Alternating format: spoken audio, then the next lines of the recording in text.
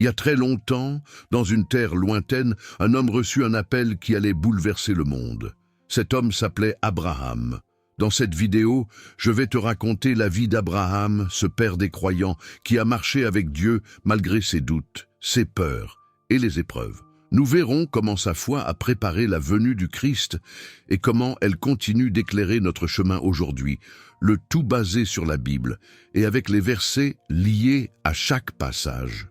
Son histoire n'est pas seulement celle d'un voyageur qui quitte tout pour suivre Dieu, c'est une histoire de foi, d'espérance, de promesses divines et de l'alliance éternelle entre Dieu et l'humanité. Reste avec moi, et si cette aventure spirituelle te touche, n'hésite pas à t'abonner pour recevoir d'autres récits qui nourrissent notre foi et notre cœur. Voici la vidéo. Abraham, appelé d'abord Abram, vivait dans la ville d'Ur, en Chaldée, une région ancienne située dans l'actuel Irak. Cette ville était prospère, mais le peuple adorait de nombreuses idoles, des faux dieux sculptés dans la pierre. Mais un jour, Dieu parla à Abram. C'est un appel unique, un appel radical. Quitte ton pays, ta parenté et la maison de ton père, et va dans le pays que je te montrerai. Genèse 12, 1. Imaginez ce que cela représentait pour Abram. Laisser derrière lui tout ce qu'il connaissait, toute sa famille, son confort, pour faire confiance à un Dieu invisible. Ce fut un acte de foi immense, un saut dans l'inconnu. Dieu ne lui dit pas où aller, seulement de partir. Il lui promet une bénédiction extraordinaire. Je ferai de toi une grande nation, je te bénirai, je rendrai ton nom grand et tu seras une bénédiction. Genèse 12, 2. Abram obéit sans poser de questions. Avec sa femme Sarah, son neveu Lot, ses serviteurs et ses troupeaux, il commence ce long voyage vers la terre inconnue. Cette obéissance est la première pierre de la foi d'Abraham, qui devient le modèle des croyants dans toutes les religions monothéistes. Petit point spirituel.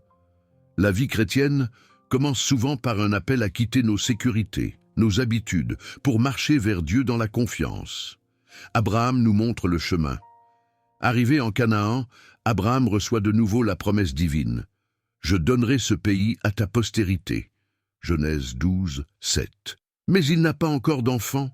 Sarah, sa femme, est stérile, ce qui semblait fermer la porte à la promesse d'une grande descendance. Dans cette attente, Abraham fait face à plusieurs épreuves. Il doit parfois fuir les conflits, comme lorsqu'il descend en Égypte à cause d'une famine.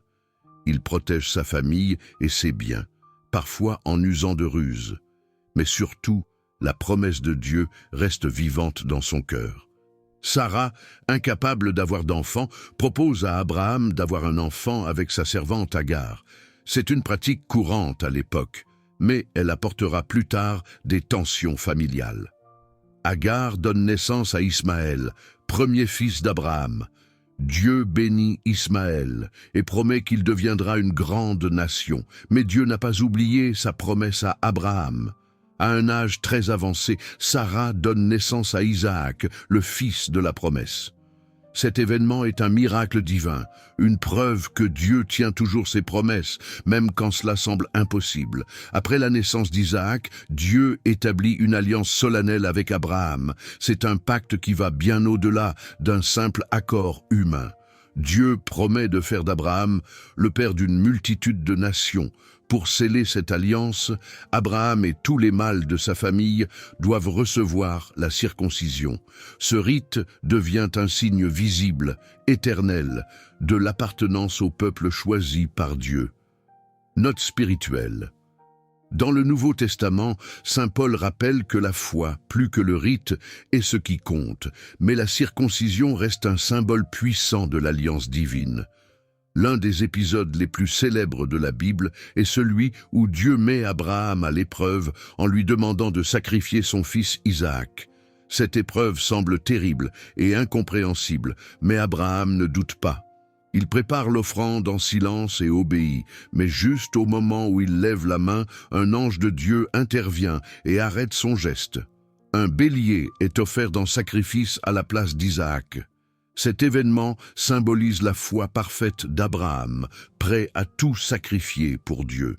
Il préfigure aussi le sacrifice ultime de Jésus-Christ qui s'offre lui-même pour le salut de l'humanité.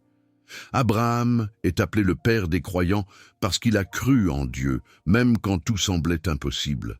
Saint Paul, dans ses lettres, parle d'Abraham comme le père de tous ceux qui croient, juifs comme païens. Sa foi, son obéissance et son espérance sont un modèle pour chaque chrétien. À travers Abraham, Dieu prépare la venue du Christ, descendant d'Abraham. L'alliance conclue avec Abraham annonce la nouvelle alliance en Jésus, qui offre à tous la vie éternelle. La vie d'Abraham nous rappelle que la foi demande courage et confiance, mais qu'elle ouvre la porte à la bénédiction divine. Voilà l'histoire d'Abraham, ce père des croyants dont la foi a transformé l'histoire humaine. Si cette vidéo vous a touché, n'oubliez pas de vous abonner, de liker et de partager pour que d'autres découvrent cette grande figure biblique. Que Dieu vous bénisse et vous accompagne sur votre chemin de foi.